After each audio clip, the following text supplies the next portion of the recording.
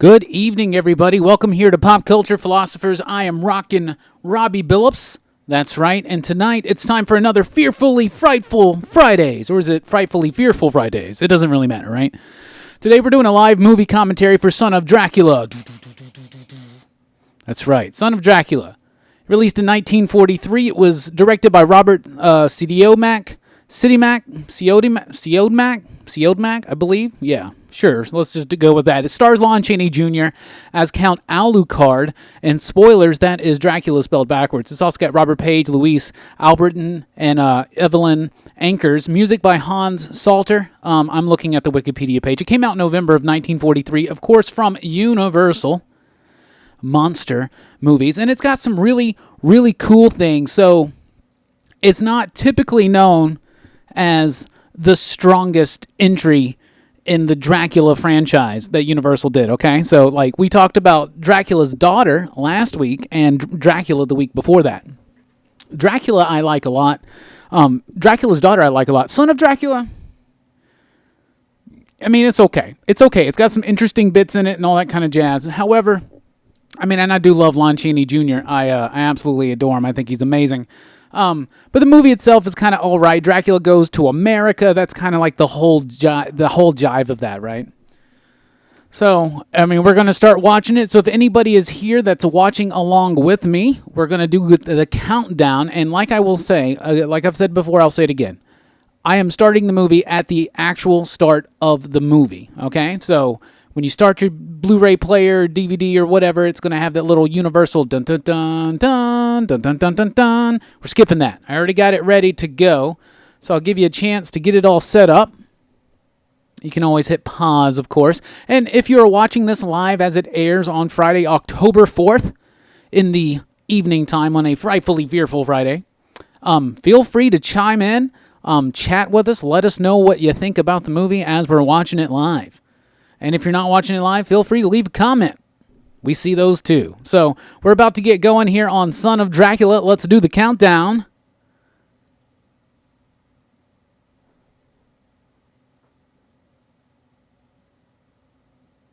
3, 2, 1, hit play. And there we go. Mine did not play. Yeah, there it goes. Okay. Mine may be a little bit off. Just by like a couple seconds, it seems. But it's going right now. I hear it. And there it is. The Universal logo right there. The old school one.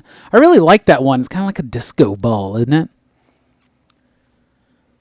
So as you'll notice, this one has a much more in-your-face soundtrack. I don't fault them for that. I really like that opening right there with the cobwebs, and they have to wipe off the title. There's the cast right there. Minus old Lon Chaney.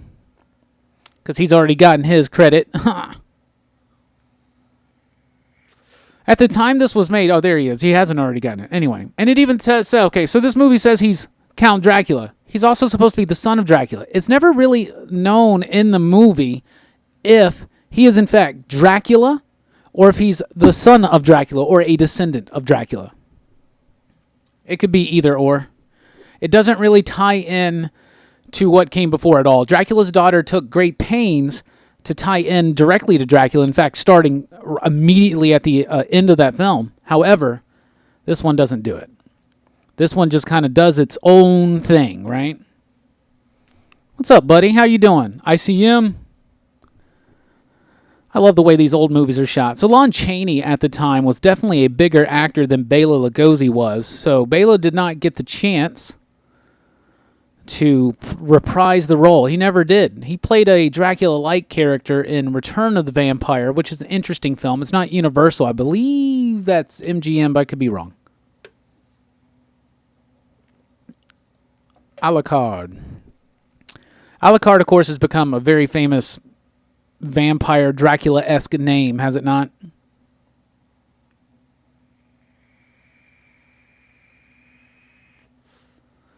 So this movie is set in America. The last couple movies were set in Transylvania and in England. This is the first one set in Dracula. In Dracula. It's the first one set in America. This movie is also a couple of other firsts. It's the first time that you ever... Look, right there.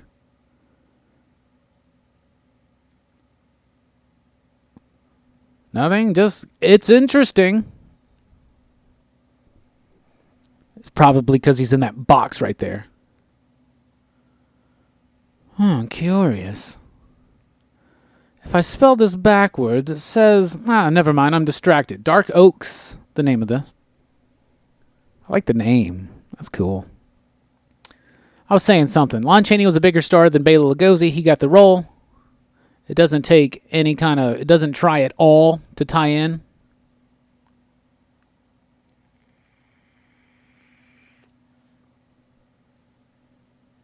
It's got some bits that didn't age so well.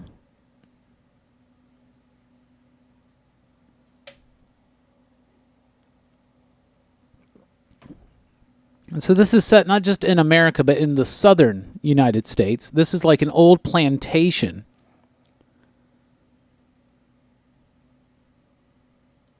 All right, now that is... Is that Luis? I'm pretty sure. No.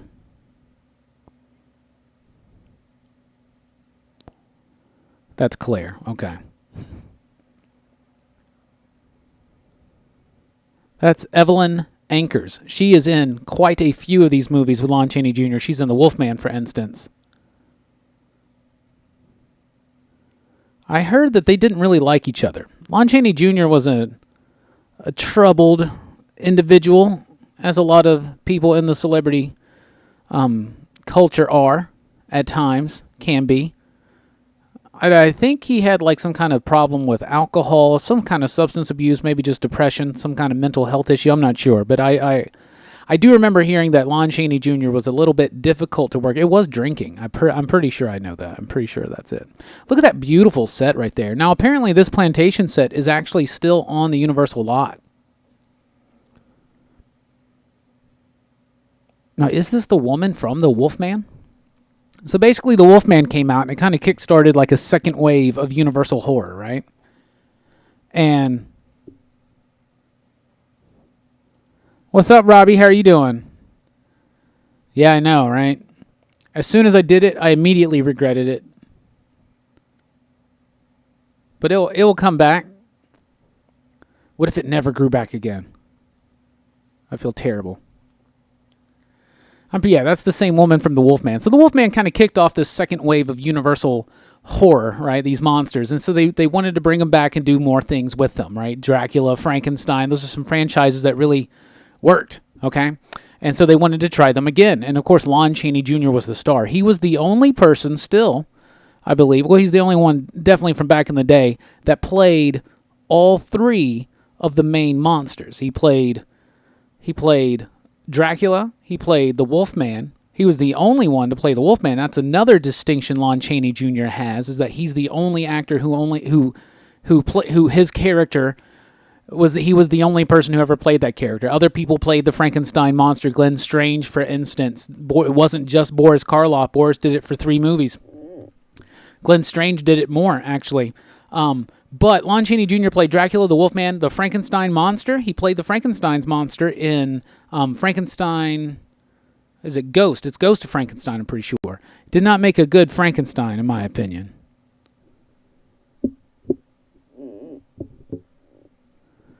But he is amazing as the Wolfman. To me, and that's why I love Lon Chaney Jr. so much. The Wolfman is absolutely amazing. What's up, Watch? How are you doing? But the Wolfman's fantastic. So the Wolfman was very successful, and they were like, well, let's do more of these things, right? So let's put Lon Chaney in all of them. And so they put Lon Chaney in a Dracula movie. And then it didn't really, I don't know if it necessarily worked so well for them.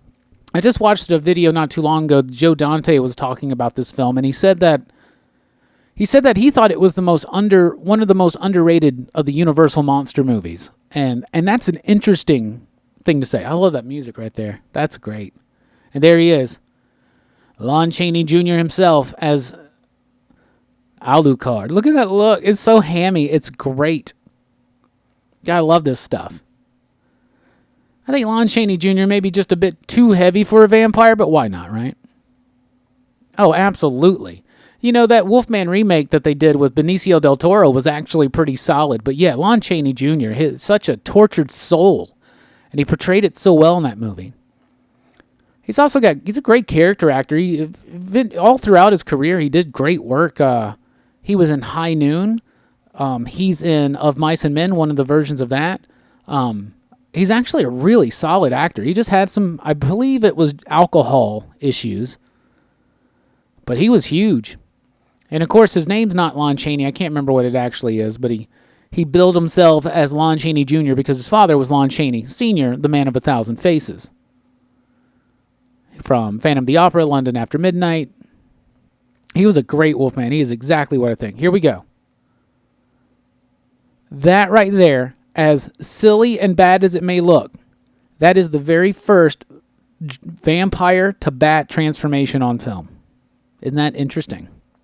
This movie also contains the first mist vampire transformation scenes, which is pretty groovy. That bat doesn't look too bad. Oh, look at that. What was that? So the guy who did the special effects on this movie, he started at Universal with The Invisible Man. What was his name? I can't remember.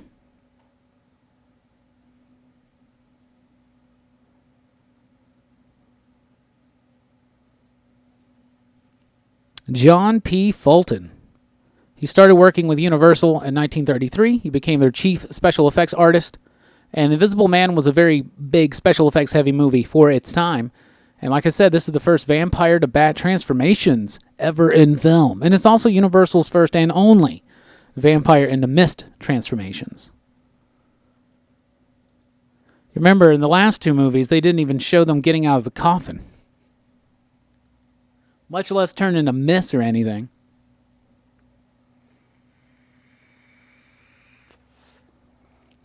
Thoughts on NYCC so far? It seems to be kind of lackluster so far with announcements. Of course, tomorrow might be a big day for that. I know they just announced Donny Cates on Thor. We kind of saw that one coming.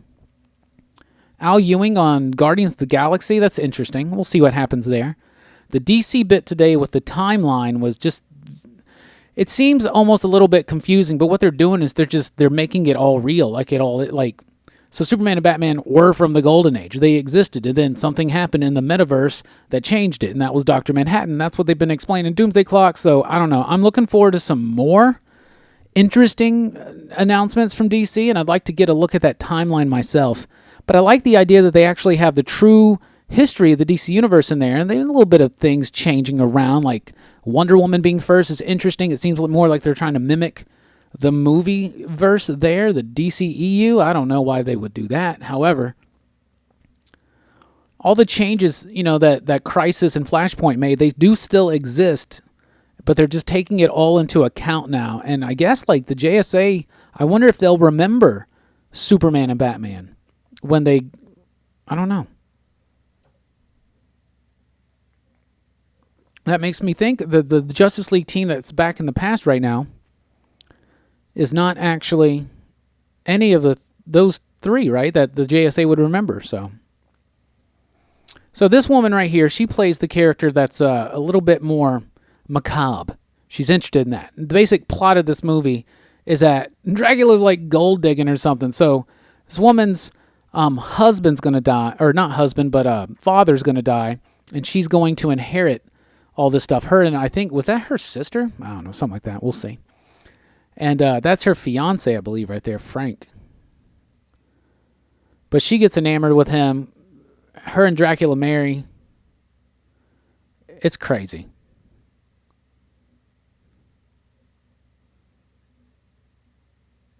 I only did what any man would do.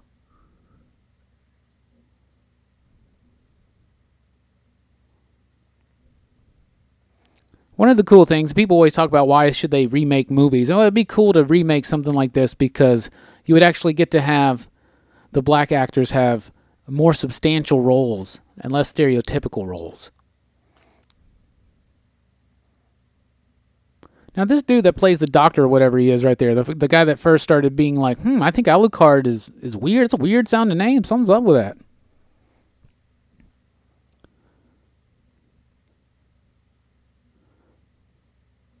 He's a cool guy. I like him. What's up, David? How are you doing? I know something's wrong with my face. I just woke up and it was like this.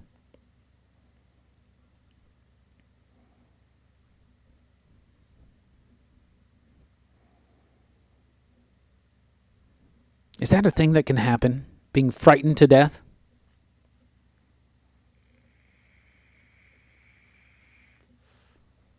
She's fascinated.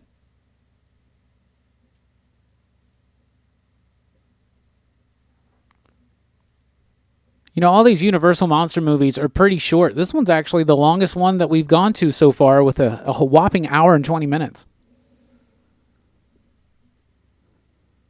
But I'm looking forward to more NYCC news tomorrow. Tomorrow's going to be the big day.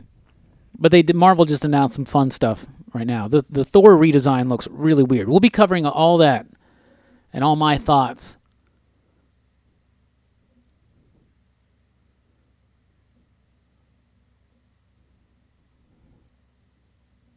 He's like, I know, I did it.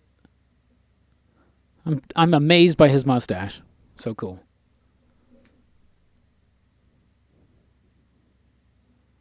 But that Thor redesign is interesting. But we'll be covering all that in the weekly pop culture wrap-up Sunday morning. And on the Sunday night live stream.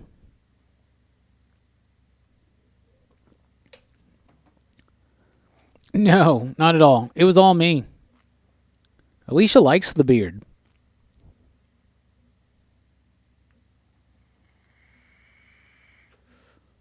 My favorite news announcement from NYCC so far, look at that. He's like,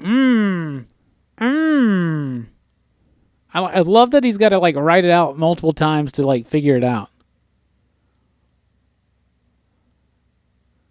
Punky Brewster.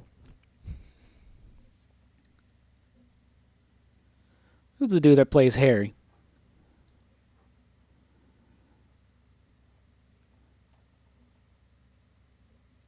Alucard? That's Frank Craven.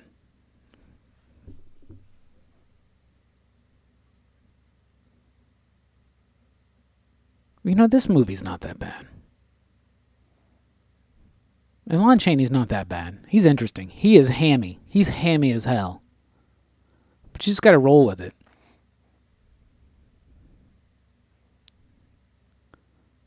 It made me curious.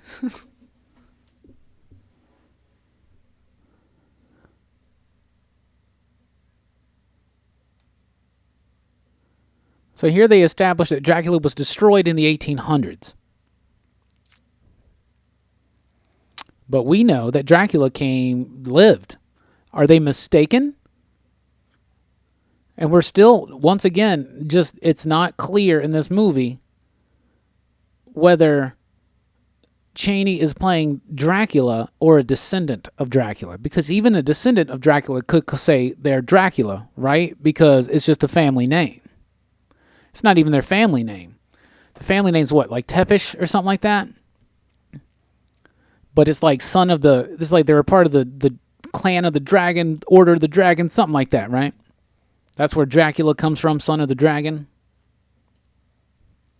I don't know. I got a lot of different vampire and Dracula lore in my head from so much fiction and other things. I'm always excited for a new Amethyst comic. I love that character. I love those books from the 80s, too.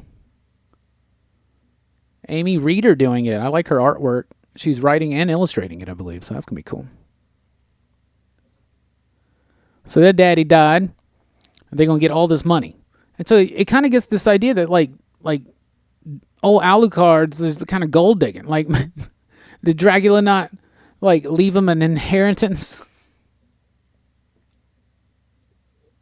Oh, I have a different will.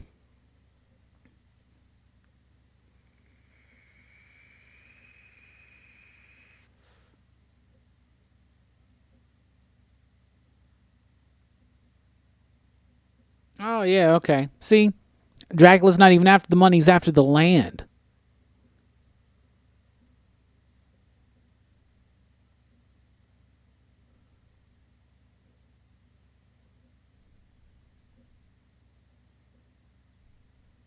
What's up, Bawana Beast? How are you doing? We are watching Son of Dracula, 17 and a half minutes into it right now.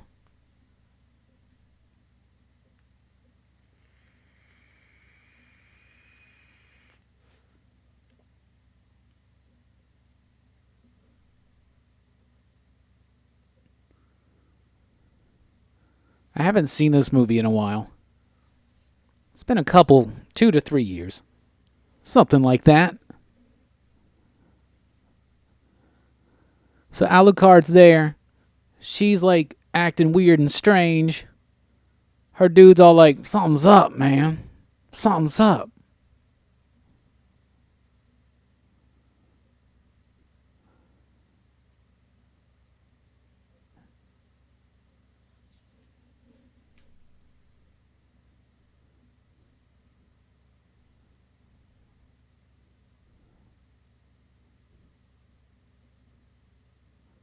Something repulsive. It must be that mustache.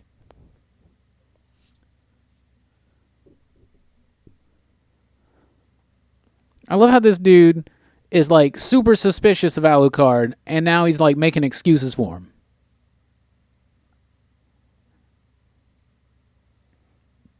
Which villain would I like DC to make a movie about next? Two-Face would be a cool one, but I would say Luthor. I watched Joker this afternoon, and Jelani and Brooks watched it last night. And tomorrow night we are filming our video, and as soon as we're done filming, I'm going to import, render, upload. So late Saturday night, you'll get our Joker review. I've got interesting thoughts about it, I think. As I haven't quite got it all together. I literally got out of the movie and came straight here. And then got this ready. Definitely a movie you want to watch, though, and make your own decisions about what it means and how it makes you feel and what you think about it. It's an interesting movie. I will say this. Joaquin Phoenix is amazing in this role. I do not want a sequel for the Joker. What's good, What's up, blah, blah. What's up, C3?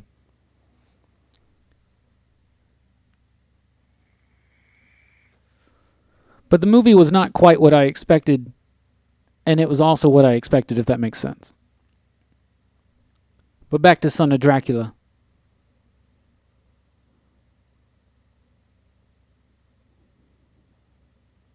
Y'all can ask me any question you want, of course.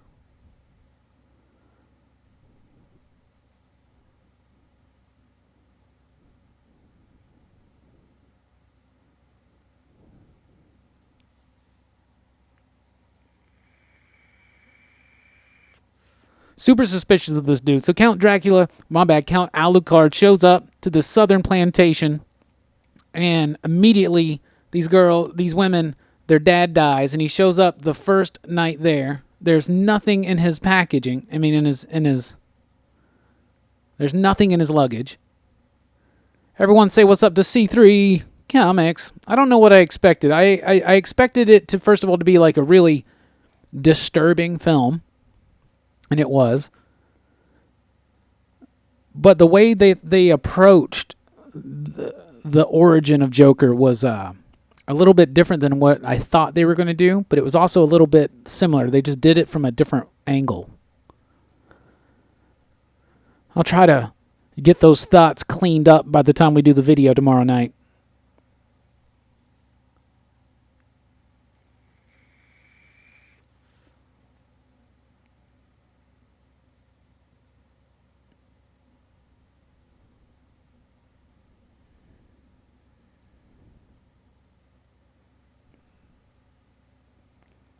So basically, this woman's sister, Kay, is macabre, interested in things like that, and she's become so weird and distant, especially since her father died and Alucard showed up. She's kind of going to have a fascination with him. She's in the will, has been changed. She's only going to get the plantation, none of the money. Dracula's always after land. He's kind of like Lex Luthor in that. He's like the cinematic Lex Luthor.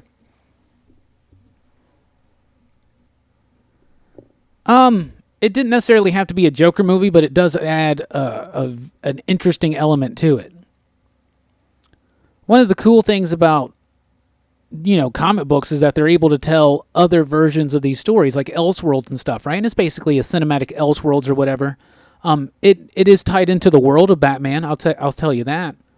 But it could have been another movie. But I think that it being the Joker really, I don't know, it gave it a little bit more oomph behind it. And Phoenix is amazing in the role. Not necessarily like he's playing the best Joker or whatever, but just like his performance as Arthur in that movie is amazing.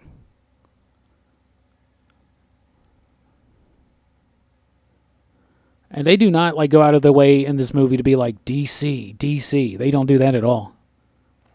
Look at this. First time you ever see Mist turn into a vampire on screen. And look at the way he just glides across that swamp. Ugh. By the way, also, he's sleeping in a swamp. This is such a badass shot.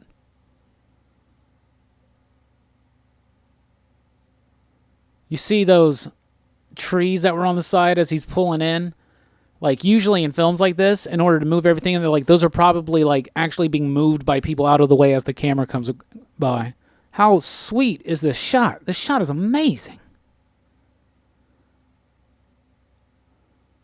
You know, it's been a couple years since I've seen this, and I know Dracula back and forth. I really like Dracula's Daughter. This one I've seen several times throughout my life. And I think every time I watch it, I'm like, wow.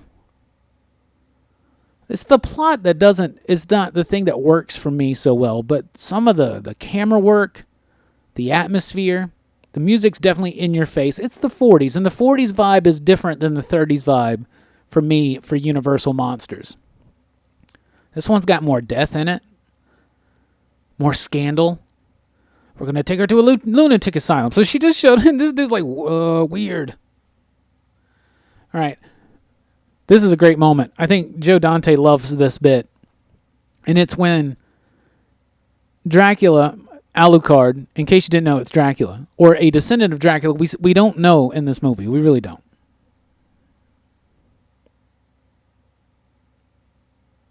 But he's going to a justice of the peace in like the middle of the night so they can get married. It's got to be legal. Because Dracula cares about that. I don't think Joker will affect the MCU in any kind of way, if that's the question. It might spawn some... it'll probably spawn some imitations. Probably not the best. I do feel like it should... Yeah, you definitely know you're watching the Joker. But it's the Joker has so many different personalities and interpretations.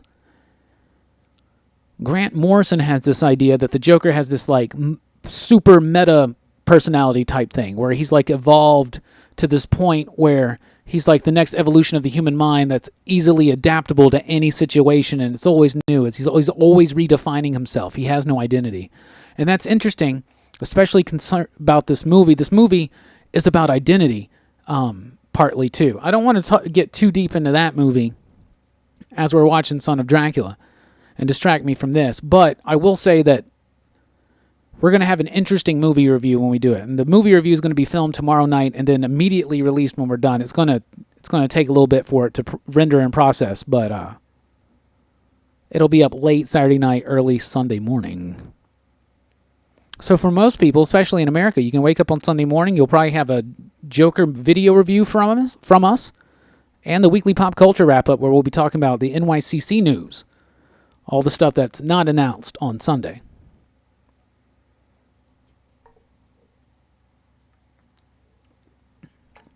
We're all expecting some news about, like, DC, but DC didn't really do so much yet.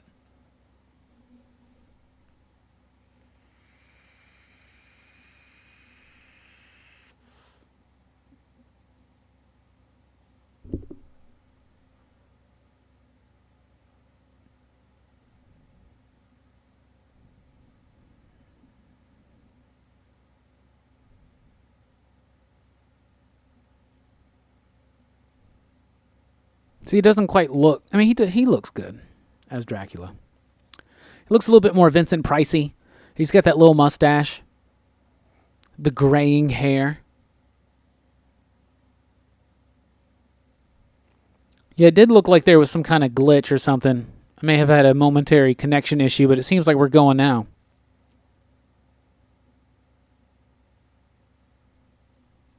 Bam. So she just told her fiance that she just married this creepy dude who just showed up from overseas on the night that her dad died. He wears a cape and he sleeps in a swamp.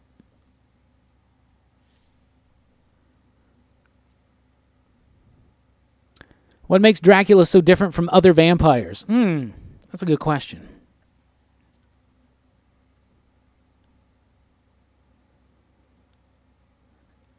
It really depends, on a lot of different things. First of all, just popularity. He's absolutely the most popular vampire probably out there. Number 2 is probably the Count from Sesame Street. I think Frank's about to get got. Uh-oh. Pulls out a gun. What's going to happen?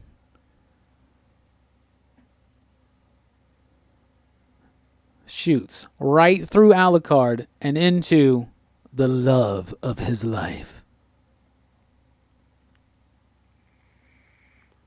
Popularity makes him different. The regality of him, he just oozes like royalty, and you get that from a lot of vampires. In vampire fiction, I think a lot of that starts with Bela Lugosi's Dracula. Lon Chaney's not really necessarily channeling Lugosi's performance. A lot of people do. You know, the actor who played Dracula the most on screen is actually Christopher Lee. But yeah, popularity, the air of regalness and royalty about him.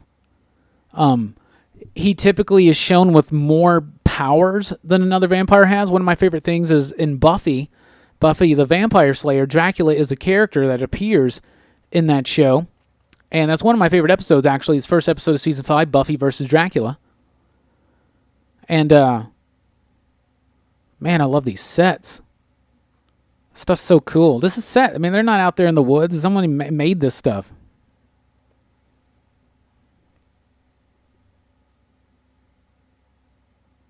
Here we go. I love this bit. Dracula's going to feed on this dude as a bat at the grave. Pan over to the... Oh, look at this. Look at that shot of the moon. Dracula fed on him as a bat. And then the cross is... Oh, that's what... Yeah, see, the moon comes out. The cross... Yep, there's the other change. Oh, man. So the moonlight cast a shadow of the cross over Frank, and it saves him.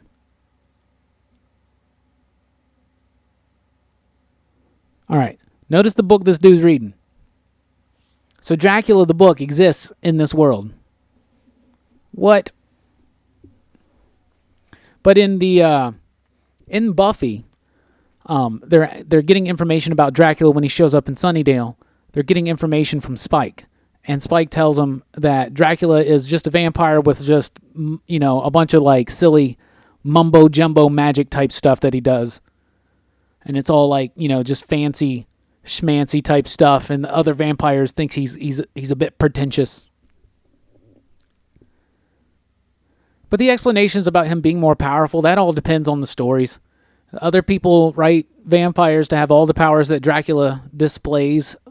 But one thing that Dracula can do that most vampires never get shown doing is he can be out in the daytime. In the novel, he's out during the day. He doesn't have his powers. He's weakened, but he doesn't like burn up or nothing like that. But just because of the popularity of him, the popularity of the book, the movies, Dracula has become kind of just this, I don't know, he's just this like the vampire, king vampire. Look at Marvel Universe, he's like the king of the vampires most of the time, and he's just badass. He's got that cape. I love it.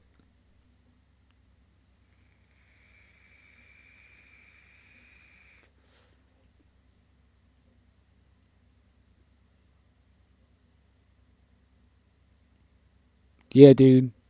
This dude is losing it. Think about how poor this guy. This poor dude, right? Okay, so he shoots this dude. Right there, I shot right through him. He shoots this dude, kills his fiance. His fiance, first of all, dumps him for this dude who's creepy, shows up out of nowhere, sleeps in a swamp. It's nuts.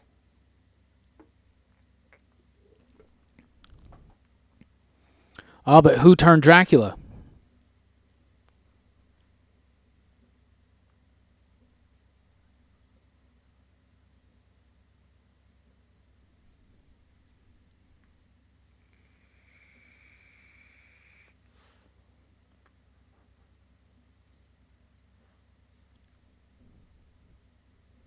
Dracula or Frankenstein? You asking what I prefer? I prefer Dracula. I think the Frankenstein movie is a better film, the James Whale one from 1931. But I love the Dracula one so much.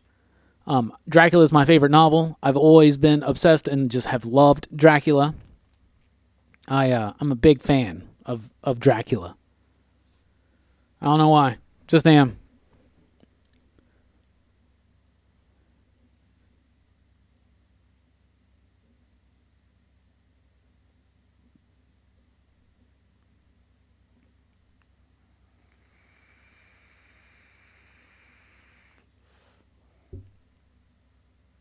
So he did not actually kill her because Dracula is going to turn her, of course, into a vampire.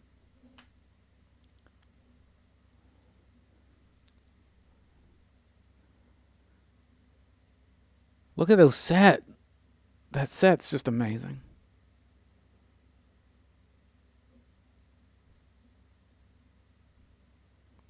One of my favorite things about these old movies is the atmosphere. What's up, Monty? How are you doing?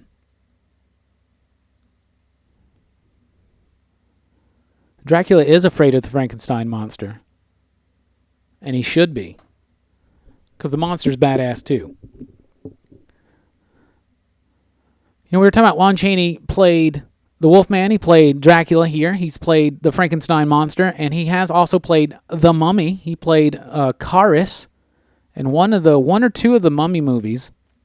I don't remember which ones. There's the Mummy's Hand, Mummy's Ghost, Mummy's Curse, Mummy's Tomb. And he's in at least one or two of those. So he played 4 of the classic Universal monsters. And the only actor to ever play the Wolfman for Universal in this era. Why what? Why is Dracula afraid of Frankenstein? Why is Frankenstein? Because Frankenstein's unstoppable. Frankenstein's a beast. Ugh. If they could get the right people to do it, the Dark Universe, yeah, I would love to see a Dark Universe revival. I'd love to see something like that. I would love to see these movies get redone with this this interconnectedness today, but not in like a way like the Fast and Furious or something like that. We talked about this, I think, on the Dracula's Daughter stream too. That's the wrong way to do it. You don't want to, like with what they did with the Mummy, so the Stephen Sommers movie, the Mummy movie, it works. And it works for the Mummy because it's an adventure, right? And you can make them adventurous. And obviously they would be adventurous because there are elements of these movies that today would be completely super crazy, nice, fun little adventure and action scenes, right? The Mummy really lends itself to that. Dracula can lend itself to that. But you get Tom Cruise, you're making it like Mission Impossible or Fast and Furious or something like that. It's just, that's not what these movies need. Those movies need to have atmosphere, and don't ham it up too much. And that was Stephen Sommers' downfall with Van Helsing, which Van Helsing was a movie where they put maybe too much in there all at once to set up something, but it also was way too cheesy. And The Mummy had a nice, fun quality of cheese throughout it. The Mummy and The Mummy Returns, but Van Helsing was just a mash of blah. But there's a piece of me that likes it, but it's not good. But they don't need to make it an action film. That doesn't need to be the focus. You don't need to focus on getting a giant, super popular known actor. That seemed to be what they were trying to do. Now they do have an Invisible Man movie that's in production or pre-production or something. So we'll see. But I would love to see someone like Del Toro get a hold of it and be able to have somebody with his vision, kind of be like spearhead. Could you imagine if Del Toro and Mike Mignola got put in charge of that? Who was it? Was it Johnston that did the Wolfman? That's out of all the remakes, that's my favorite is that Wolfman movie. It was way more brutal than I thought. Now I think that some of the story changes, especially to the father, the character of Larry's dad, was a little but that's just mostly me kind of like really holding on to the past movie. Out of all of the Lon Chaney Jr. Universal Monster movies, The Wolfman by far is the best. I think The Wolfman is such a strong, solid film. This movie's not near as good, and Chaney doesn't have much to do in the film. I mean, he gets to ham it up when he can, but usually he just stands there and tries to look threatening. I don't know. Doesn't always work. Oh, look. She's alive. Or is she? Frankenstein's just like, you can't kill him. You know what I'm saying? He won't die. He's incredibly strong. Dracula's strong too. But if you watch the movies where they interact, Dracula is kind of scared of the Frankenstein monster. Maybe scared's the wrong word, but he's definitely respectful of his power.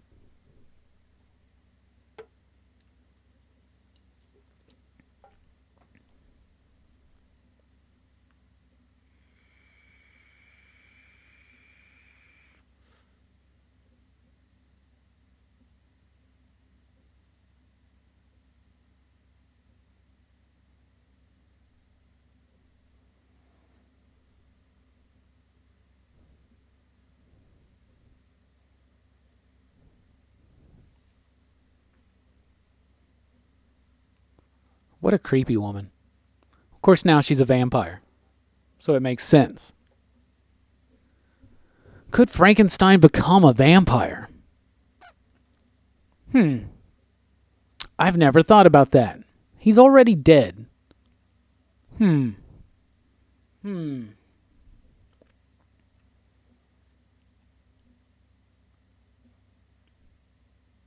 I don't know, maybe. Maybe. It would depend on what are the rules of the story, you know? What's going on? What are the rules?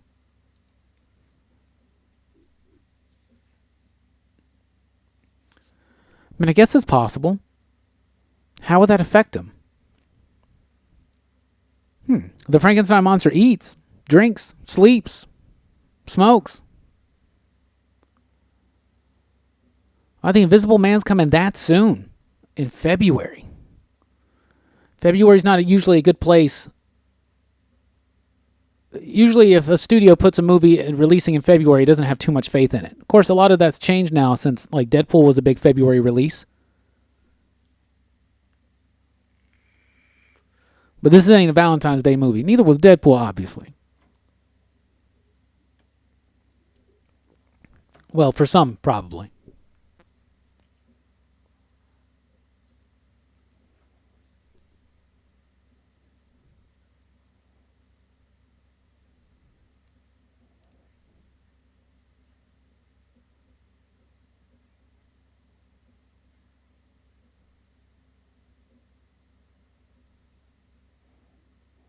Yeah, why not? The Frankenstein monster could totally probably be turned into a vampire. That would be an interesting thing to see.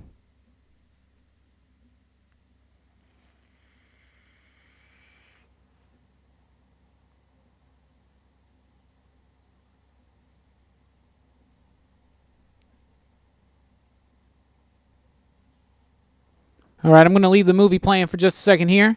So the movie's going to continue to play, but I'm going to take a short break. I'll be right back, y'all.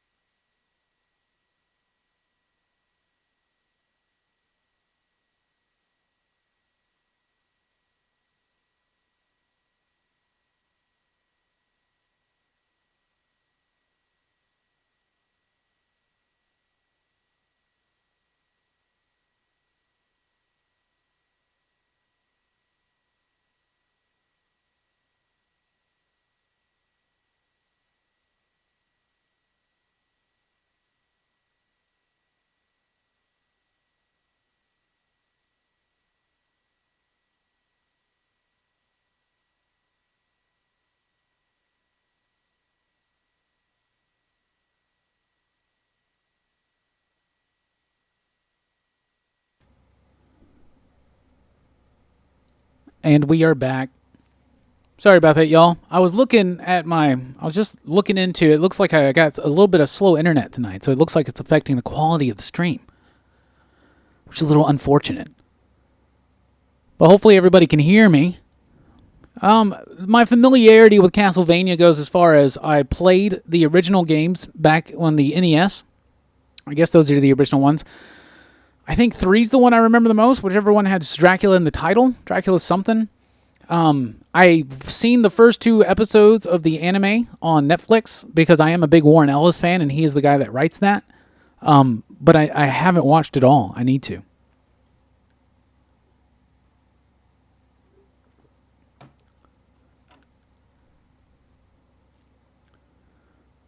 Now they're all worried. What's going on with this Alucard guy? He's Dracula. He's got this woman under his spell.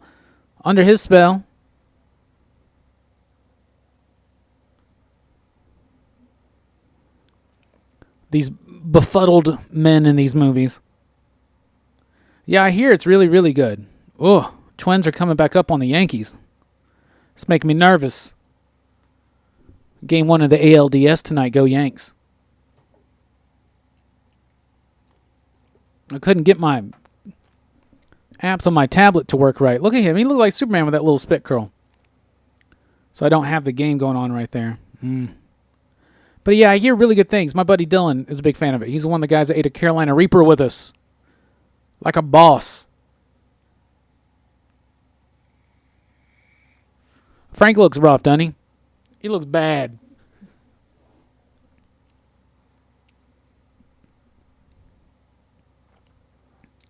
All right, everybody, we are watching Son of Dracula. We are now 45 minutes and 45 seconds into it. If I could let Frankenstein interact with one DC character, who would it be and why? Well, all of them. He's in there, you know? Frankenstein's in the DC universe. And that's a fun thing. Frankenstein, Agent of Shade. You mean Dracula? Is that what you're saying? You mean Dracula? Have they ever used Dracula in the DC universe? They don't use him. He's not like I don't know, like in the Marvel universe, all the Dracula exists, the Frankenstein monster exists. The Wolfman is Werewolf by Night, basically, and there is the Living Mummy, and there's the Amphibian. DC doesn't really have. Do they use Dracula? I mean, I know they got their own, vampire characters, but I don't know if they've ever used Dracula. There was that Jeff Loeb Superman story where Superman got bit by a vampire, right? By Dracula. Wasn't that Dracula? But if I could see Dracula interact with any DC character, the first one that seems to pop up would be Batman. And I know that they did like the animated series. Do you remember that? From the Batman series, they did a Batman versus Dracula. I remember that. But that seems kind of obvious, because, he's Batman. I love these forest sets. I love the mausoleum sets. They really, so amazing. And Frankenstein Meets the Wolfman, which is the sequel to the Wolfman, basically. With Bela Lugosi and Lon Chaney Jr. And Glenn Strange. It has one of my favorite mausoleum sets in these movies. But she is dead. I'm so confused. She's dead, she's alive. Frank has just got it rough in this movie. Yeah, but that's not in continuity, David. But yeah, you're right there. And I do believe that, Dracula, when he bit Superman, had some kind of, terrible reaction to the solar-powered blood or something like that. This is the Van Helsing-esque character. This movie is basically the plot of Dracula a little bit. It pretty much, mysterious stranger comes in, kills one of these 2 women. They change a little bit here and there, obviously. You got one dude who's interested in figuring it out. They bring in an expert. That's the Van Helsing type character. But this dude, Harry, is way smarter than Seward was. And Frank's got it way worse than Jonathan did in the Dracula movie. In the book, Jonathan had a rough time. He probably would appear more like Frank in this movie.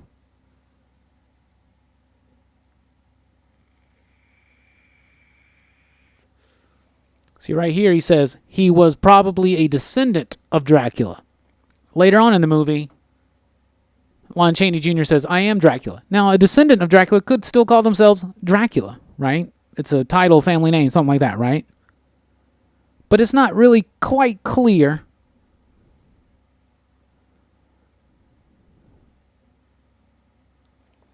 The Birds of Prey trailer is another thing I'm going to be covering in the weekly pop culture wrap-up. But in short, I wasn't all sold on it, but I'm not really a Harley Quinn fan. My biggest thought is, just make a Harley Quinn movie. Like, I don't want to go see a Harley Quinn. Like, some of my favorite characters in this movie. We're talking about Renee Montoya. We're talking about Cassandra Cain. Come on. I don't want to sit through a Harley movie just to get a smidge of them. You know, the Birds of Prey going to be supporting characters in their own movie? Yes. Just make a Harley Quinn movie. Just make a Harley Quinn movie. People go see that. Or maybe they're just amping up her in the marketing to let people know, oh, Harley Quinn's in this movie. It's a Harley Quinn movie, though. Y'all know that. We all know that. Just make a Harley Quinn movie.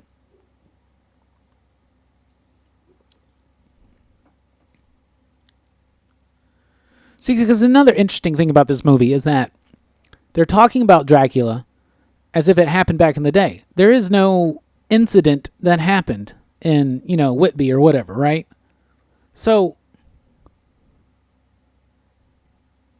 this is written by Kurt, who was Robert's brother. Robert was the director. Siodmak.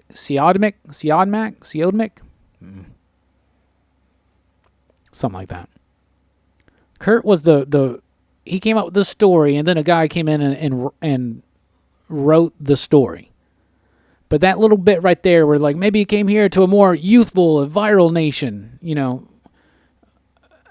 rural, nation. That's some nationalism ideas right there.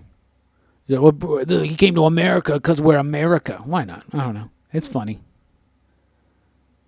It's a way to almost be like, nah, see, Dracula didn't go to England. He came to America. This is the story.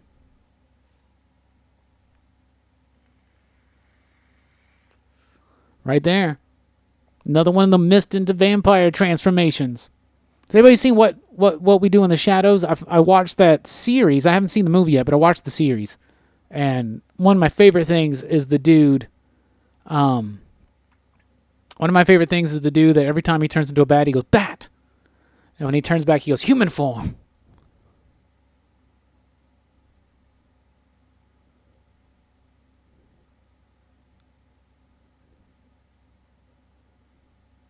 See, Chaney did great as the Wolfman. Dracula's just not the character for him.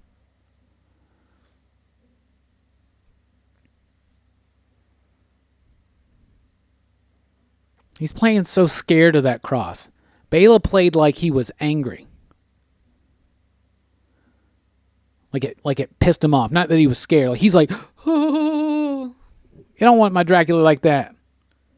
No, I do not watch the Arrowverse stuff. I gave that up cold turkey years ago. Never looked back. Though this Crisis stuff is interesting looking. I think it's a cool idea. I think Brandon Routh looks amazing as Kingdom Come Superman. And I loved his Superman movie. Everybody has to have a drink no matter what. Every time something happens to somebody in these old movies, just take a drink. No wonder. Alcoholism became a problem in this country. Right? DC Universe, I like the Titan show, but I haven't watched any of season 2 yet. I still have not watched all of Doom Patrol, or I haven't watched any of Swamp Thing.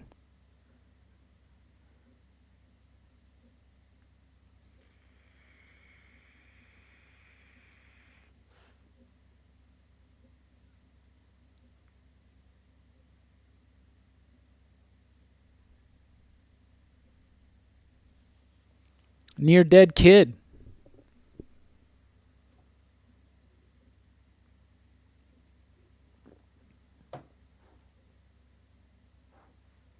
Or was there?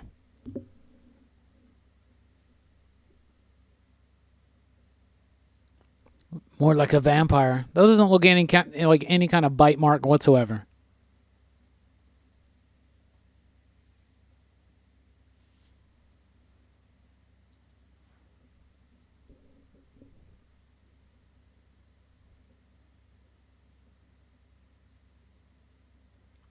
Painted a cross on him. That's a neat idea. What's up, highlighter? No, he's doing a Lon Chaney voice. Dracula was just not the character for him to play. But he was popular, and it's cool. I like the idea, and I've always liked the idea that Lon Chaney pretty much played all of these monsters. He didn't play the Invisible Man. But outside of the first Invisible Man, I don't like any of the Invisible Man sequels at all. Like, they're all different. Like The Invisible Woman, first of all, is a comedy. And The Invisible Agent's more like a war spy action thingy. But The Invisible Man Returns, right? Is that it, or is it Revenge? There's 5 of them, right? A lot of them. Vincent Price is in the second one, though, right? Thoughts on Black Cat, the comic? I quit reading that one. I read the first couple of issues. I liked the first issue, and then it just kind of didn't really do much for me. I'm not typically a big fan of that character. I think she's just kind of a ripoff of Catwoman.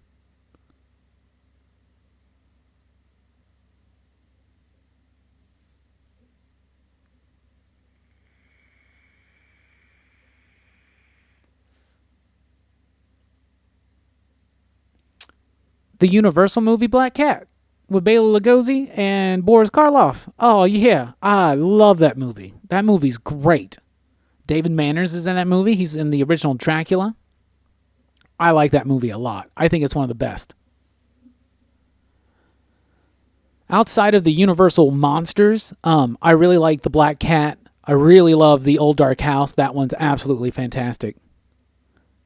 Murders in the Rue Morgue is pretty decent. I like The Werewolf of London. I like that one a lot. But the Old Dark House might be one of my favorites. Bride of Frankenstein is probably the best. Bride of Frankenstein is such a brilliant, beautiful film. It's got all the elements. It's got comedy. It's got horror. It's got drama, tragedy. And it does it all. It balances it so well. James Whale was held back a little bit on Frankenstein. And then he had a few more hits, especially for Universal and their horror line, like The Old Dark House and The Invisible Man. Both of those are movies that really infuse a lot of humor into it. So maybe one of the reasons why we never saw Dracula in the Dracula film actually get out of his coffin is because of this. They come out as mist, which I think is pretty cool. He doesn't have to open it then, right? But we know that's not true because he opened it up and there you go.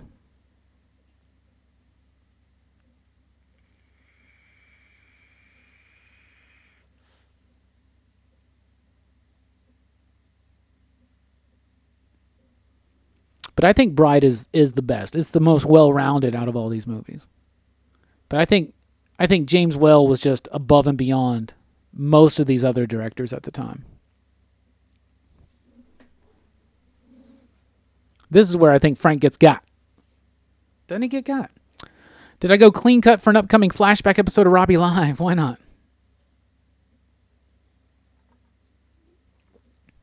A little vampire bat. I love that little vampire bat biting on him, sucking his blood. In bat form. Why not?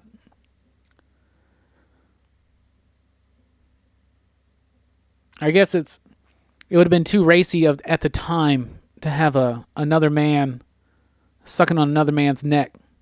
I say go for it. Except for it's a woman. Yeah, it's still probably a little too racy.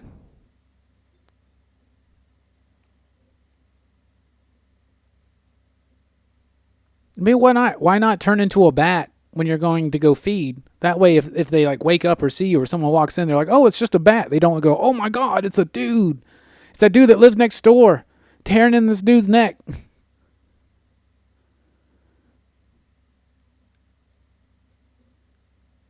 Frank, I just feel so bad for Frank in this movie. This dude is just off his rocker. You know what's really funny, highlighter, is so I did this yesterday, right? And I went to work today, and the people that have known me for only like a few years were like a year or two. They were like, "Whoa, you look completely different." Now everybody, of course, I look different. When I first did it, I looked in the mirror and I was like, "I hate it. I don't want to. It needs to grow back right now." But why not? Just do it. See what it looks like. See if it's all still there. But people that have known me for a while, like my one homie Key came in, and everybody's like, "Aren't you tripped out over Robbie?" He goes, "Nah, man, I remember when Robbie looked like that."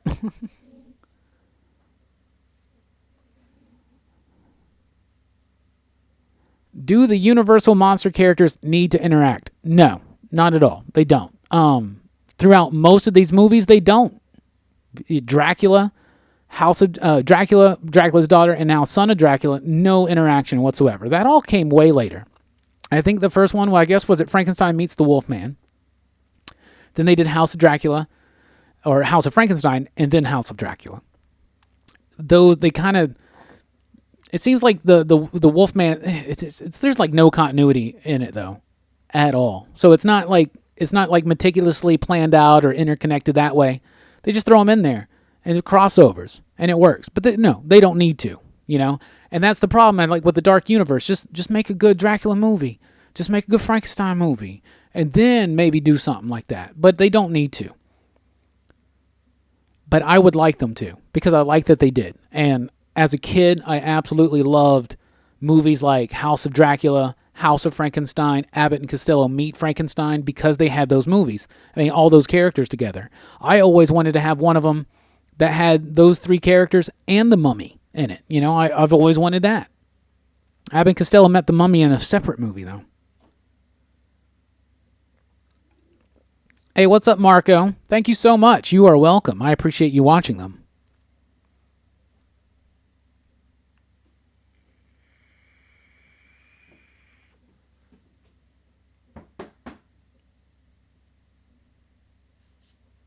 Just one moment, y'all.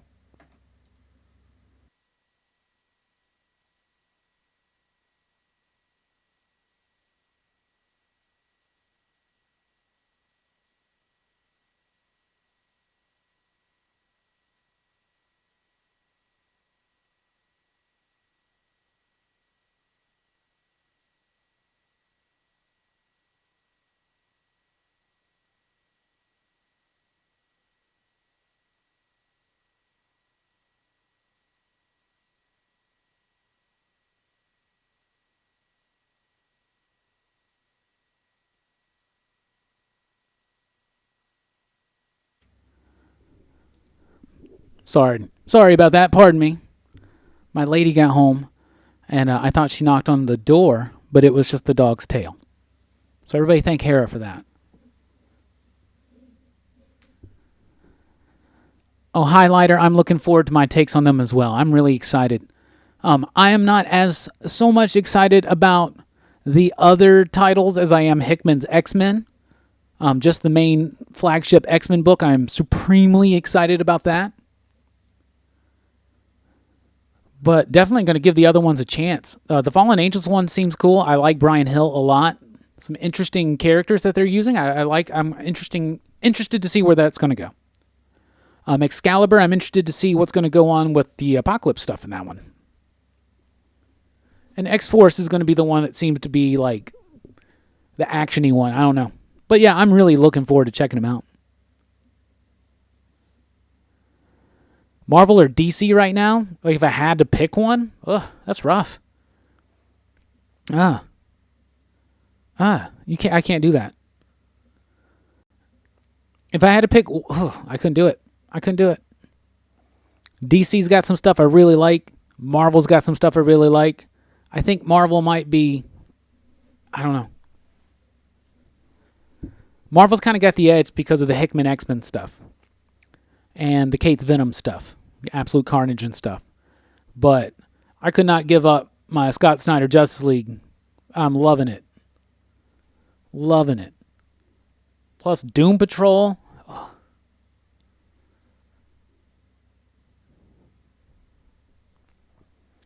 X-Men versus Justice League. That could be cool.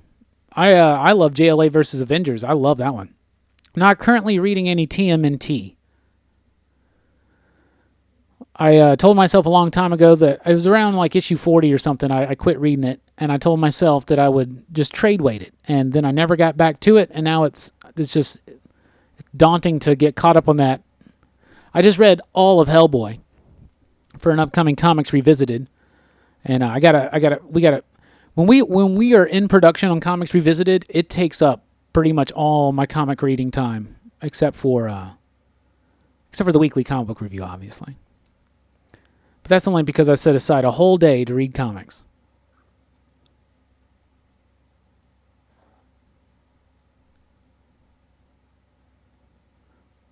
So she's a good actor, and I really love her delivery, and she's amazing in Wolfman. And this one, though, kind of like Chaney, doesn't really have much to do. I think the star of this show is Frank. Frank is my hero in this film. I can't believe he's still got it together in some kind of fashion.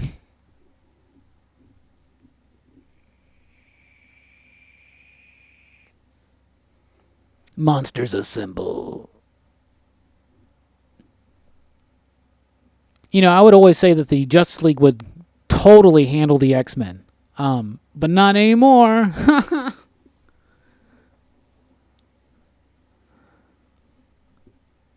You mustn't excite yourself. Here, take some brandy. Someone bring that man some brandy. I said it before. I'll say it again. Poor Frank.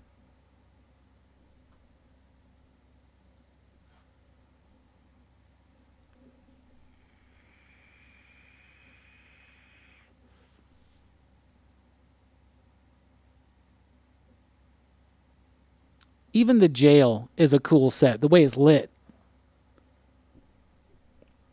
Oh, man. And did you read the last issue with the monitors and the forger? And the... This poor dude. This dude's mind is gone. It's jelly.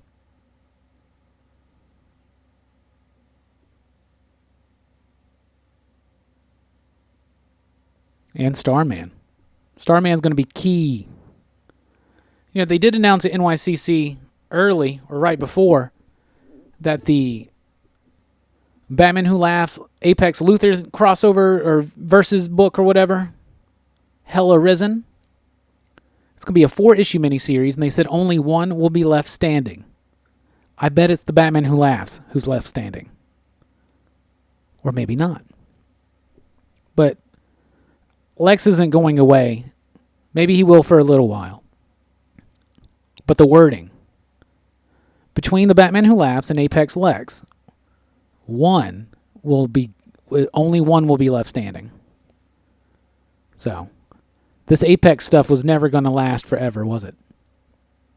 And it's good. That's why I don't mind it so much. I think the fact that Manhunter's basically inside of him is going to be key to stopping him. But I'm interested to see what Snyder and Tynion have lined up and what comes out of this.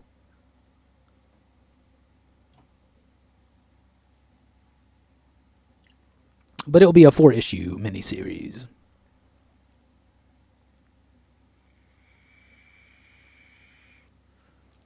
That was a smooth transition. She turns into mist. The mist goes through the bars of the cell, and then it floats away. That looked awesome.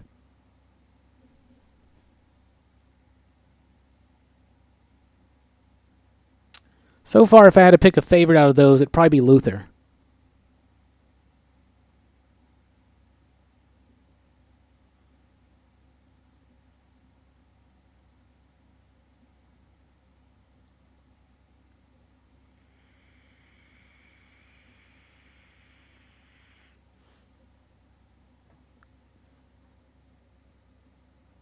An unholy alliance. This movie is, just like all the other ones, about to ramp up right into the ending.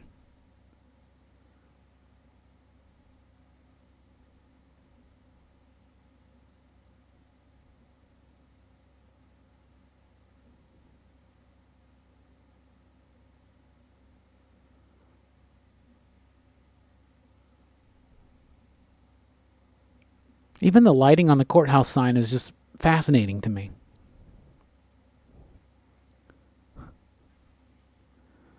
I'm just mesmerized by this dude.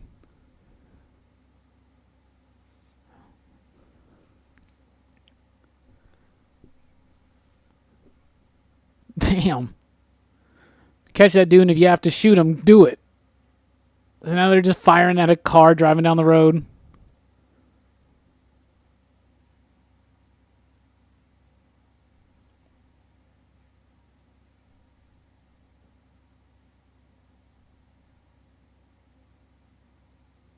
I thought the Riddler one was good, though, actually.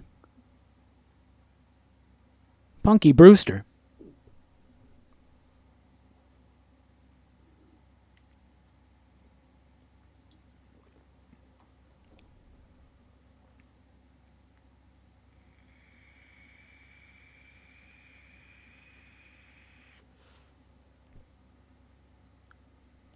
What is he, a ventriloquist?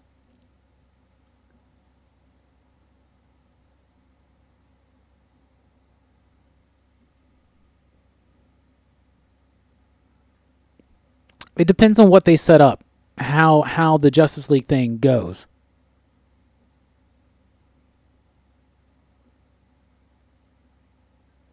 Yeah, right? Sometimes the best effects are the simplest, and that was just such an amazing looking effect. This has got some really goofy looking ones, with some of the transformations look a little goofy. Some of them look amazing. Now, this was the only Universal monster film from this era that has that mist transformation, and it looks amazing. That one in particular. But when Grant Morrison wrapped up his Justice League run, he ended on like the biggest threat possible, Mageddon, right? And then the next story was a more personal story. So that's the key to that, is that this has been this giant, big, epic, cosmic Legion of Doom versus Justice League thing. All the Perpetua stuff, all this stuff has been huge and big and cosmic, and the threats are just giant.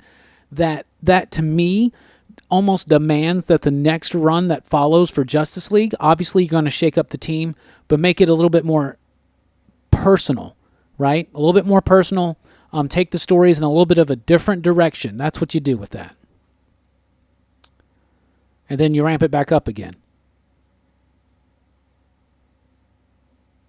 But don't try to outdo the end game of another writer. Start small again. Now, Snyder did not start small. And this whole story has been this. So what should, if it was up to me, if I was an editor at DC and I was in charge of the Justice League run after Snyder wraps up, I would change up the team a little bit, but keep some of the big names on there. And I would do smaller stories, more, just more small stories, like 2, 3 issues, 4 issues, things like that. And I would have them start a little bit smaller in scale and be a little bit more about the character dynamic and make the stories a little bit more personal, and then build it back up from that.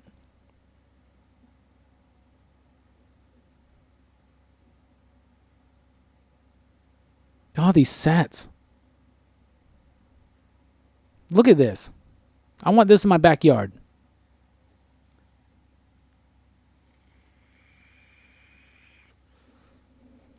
So he's freaking out because they're wanting to go burn her. And he's like, no, you can't burn her. I want to live forever with her, because he's completely all wrapped up in it now. Especially since she basically has made him her familiar.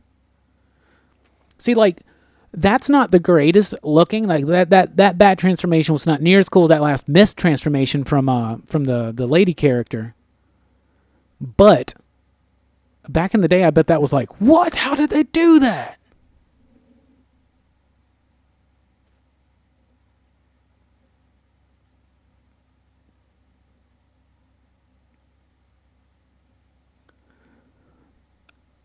Chaney's Dracula doesn't feel very threatening to me at all throughout this movie. That's why, the movie's not that bad. It's got great camera shots, great effects. Chaney's performance a little bit just too hammy. It doesn't tie it together. Plot's a little weak.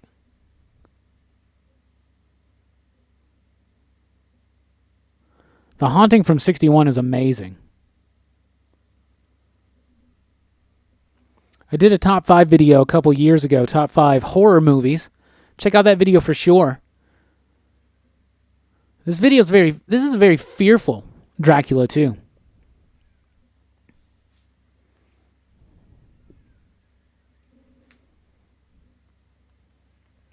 See, I just don't like it. But that top 5 list has some of my absolute favorites. But some of my favorite movies to watch for Halloween itself, of course, the Halloween films.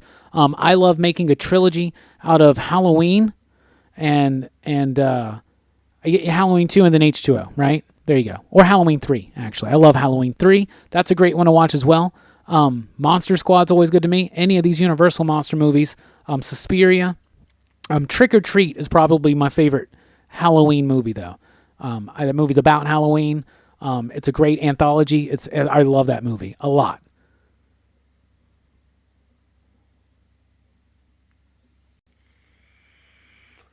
Yeah. That's one of the reasons why I love Dracula so much, is that the sound of that movie, and that there's no score. This one has a very in-your-face score, obviously. The big thing that Doomsday Clock has done has been, especially what we can see from the. All right, now we're about to get Dracula getting blasted away by the sun. That's the first time we've seen this. Because in the first movie, he gets staked. Falls in that little puddle. And he's just going to disintegrate, right? Fade away. Turns into a skeleton hand, doesn't it? With the ring on it. I remember this, yep. Not so bad. And he's like, the horror. Count Chocula meets Frankenberry is amazing. I prefer Frankenberry meets Booberry, though. That's a good one. But the big way that Doomsday Clock is tied in is this whole idea about the metaverse. And that's what that timeline that they revealed today at NYCC was kind of reflecting.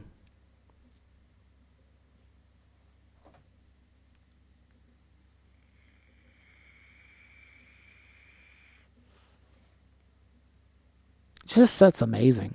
All that like mossy, dry, dead grass stuff that's just draping there. So cool.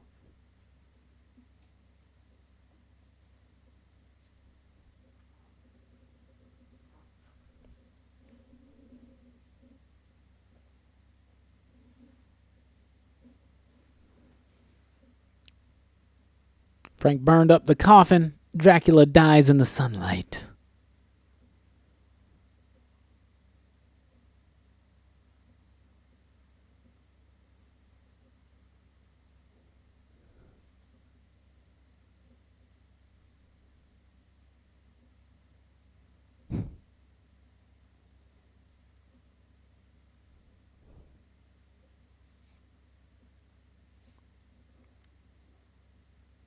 The Question of Frank.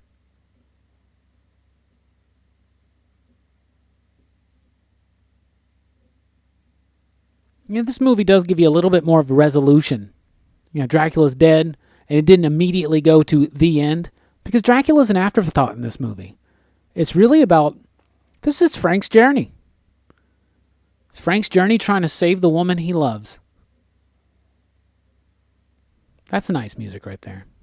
That violin. I wonder if that's the Frankenstein monster playing it. He learned from the old blind man, see? It's a creepy room.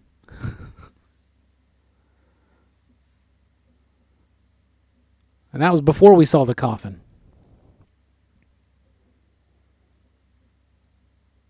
And of course, killing Dracula is going to free her from the spell.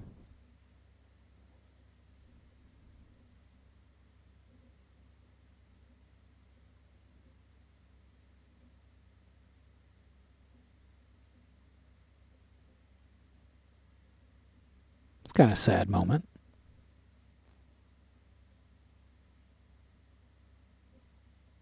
Does she say dead? I don't remember. She's staying dead right now. I'm excited to see what happens. Always excited for a new Constantine book. Yeah, no, this is a dark ending. I forgot all about this. He had to kill her. He had to burn her up.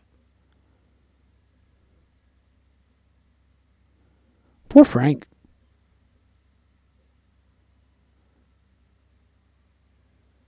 I forgot about that ending.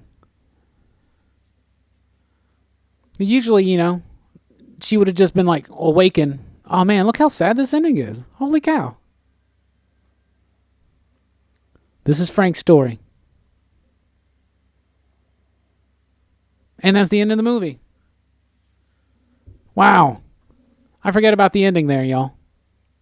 That's awesome. And that's Son of Dracula. Thank you for being here and watching it with me. I really do appreciate all the support. Coming up here at PCP, we got lots of excitement, all that jazz and more. Weekly pop culture wrap up coming up soon. I'm going to be covering NYCC and lots of other exciting things. I got advanced reviews for The Savage Shores #5 coming up. Got advanced reviews for Black Stars Above #1 coming up. Over the Ropes #1. Some real excitement coming here. And of course, the next live stream will be Sunday night, 7 p.m. U.S. Central Time. So please do join us then. Thank you so much for joining us now, and we'll holler at you on the flip side.